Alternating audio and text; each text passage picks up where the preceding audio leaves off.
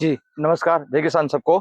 हाँ, अभी जो हाई टेंशन लाइन की बात चल रही है, तो हाई टेंशन लाइन में अभी पूरे भारत में देखें, तो हर स्टेट में अलग-अलग पॉलिसी चल रही है और किसानों के साथ बहुत ही भेदभाव हो रहा है और किसानों को सही मुआवजा नहीं मिल रहा है, कोई भी स्टेट में। अभी राजस्थान में 400% मुआवजा देने की वहाँ गवर्नमेंट ने पॉलिसी बनाई है। गुजरात में 200% अभी हमने लड़ा है, आंदोलन चालू भी है अभी, गुजरात में हमारा हाई टेंशन लाइन का, 200% का अभी डिक्लेयर किया है। हरियाणा में भी शायद 200% ही है। तो इन सब में आपको मैं बताऊं तो किसानों के साथ क्या भेदभाव होता है और ये जो पॉलिसी बनाने वाली गवर्नमेंट है वो किसानों को किस तरह अन्याय करती है। तो देखिए इसमें ऐसा करा कि जो खंबे का है 200% देगी, तो खंबे का एरिया तो बहुत छोटा होता है। सबसे बड़ा एरिया होता है वो आरओडब्ल्यू कॉरिडोर का, जो वायर का तार निकलते हैं उनका होता है। तो वो तार का एरिया है, उसका मुआवजा उन्होंने 3 स्टेप में दिया।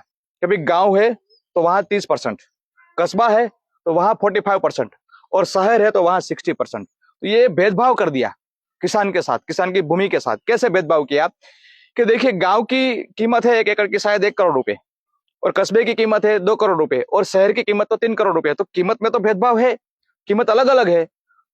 तो अगर मुआवजा सबका 60% दिया जाए तो गांव के लोगों को 1 करोड़ का 60 लाख मिलेगा, कस्बे के लोगों का 2 करोड़ का 1 करोड़ 20 लाख मिलेगा, और शहर में जो 3 करोड़ वाली जमीन है उनको 60% के हिसाब से 1 करोड़ 80 लाख मिलेगा, तो उनको ज्यादा ही मिलेगा।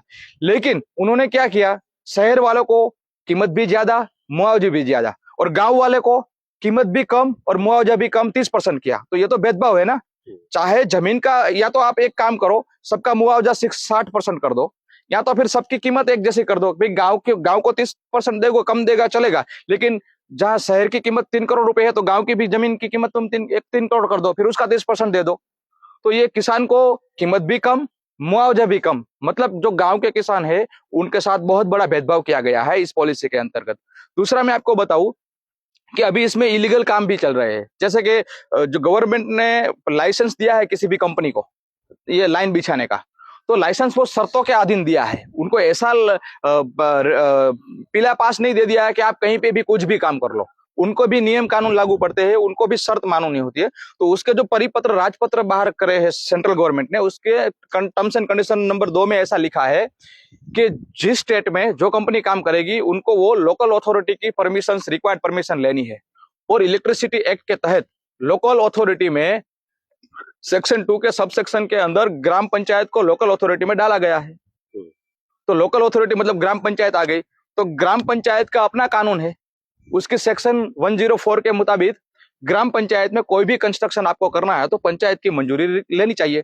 तो अभी ये इतने बड़े बिजली के खंभे डाल रहे हैं, वो कहीं परमिशन तो लेते नहीं है, कंस्ट्रक्शन परमिशन पंचायत से, और बिना परमिशन के वो इंस्टॉल करते हैं खंभा इतना बड़ा, क्योंकि ये तो कमर्शियल स्ट्रक्चर है।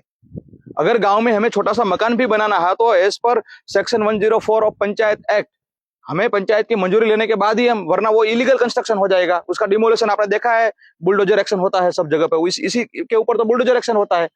तो इस टावर के भी देखिए, तो अगर उसने 104 के तहत परमिशन तो पंचायत से ली नहीं है, तो इसका भी एक है। और दूसरा, हमने गुजरात में ये डिमांड की है कि जो अभी जमीन की वैल्यू निकालनी है, तो वैल्यू के अंदर 3 वैल्यूअर बनाए जाएंगे। एक वैल्यूअर होगा कंपनी का, एक वैल्यूअर होगा डीसी का, और एक वैल्यूअर होगा किसान की ओर से, ऐसा बोला। और वो वैल्यूअर किसान को कहां से लेना है, आईबीबीआर अप्रूव्ड वैल्यूअर है, उसी में से लेना है। तो अगर किसान को लिस्ट दिया जाएगा इनमें से ही आपको एक वैल्यूअर लेना है, तो वो वैल्यूअर तो किसान का आदमी तो है नहीं। तो हमने गुजरात में किसानों ने ये डिमांड की है गुजरात गवर्नमेंट से कि हमारे ओर से एक आदमी वैल्यूअर नहीं रहेगा, ना आईबीबीआर का रहेगा। हमारी डिमांड ये है कि हम अपने गांव की एक समिति बनाए, कमेटी बनाए, उस गांव में हमारा गांव का सरपंच रहेगा, और जो भी किसान है जिसके अंदर पोल और वायर आते हैं वो किसान तय करेंगे कि हम में से कोई 2 किसान और 2 ऐसे आदमी जो किसान लीडर हो या सामाजिक लीडर हो, उनको लेंगे, जो अच्छे पढ़े लिखे हो, समझदार हो, जिसके ऊपर किसान को भरोसा हो। वो पूरे डिस्ट्रिक्ट में से किसी को भी ले सकते हैं, वो किसान के ऊपर डिपेंड है। तो वो 5 आदमी की या 7 आदमी की एक कमेटी बनाए, और वो कमेटी मिलके हर खेत का प्राइस तय करेगा, और वो होगी हमारा वैल्यूअर, एक आदमी नहीं। और वो जो वैल्यू डिसाइड करेगा वो वैल्यू हम देंगे गवर्नमेंट को, और एक गवर्नमेंट का वैल्यूअर, एक कंपनी का वैल्यूअर, और ये हमारी कमेटी जो वैल्यूअर है उनका जो रेट आएगा, उनमें से जो सबसे ज्यादा रेट है, सबसे 2 ज्यादा रेट है, उनमें से अगर 20% सा के कम का डिफरेंट है तो उसका एवरेज निकाल लो। अगर 20% से ज्यादा डिफरेंट है 2 हाईएस्ट वाले में, तो जो हाईएस्ट है उस वजह 10% कम करके आप वो वैल्यू फाइन कर दो, ऐसी डिमांड हमने रखी है। तो इस तरह से अगर किसान को मुआवजा मिले, चाहे गुजरात के किसान हो, चाहे हरियाणा के किसान हो, चाहे पूरे भारत के किसान हो, तभी किसान के साथ थोड़ा बहुत न्याय किया जा सकता है, ऐसा मुझे लग रहा है। बहुत बहुत धन्यवाद आपका।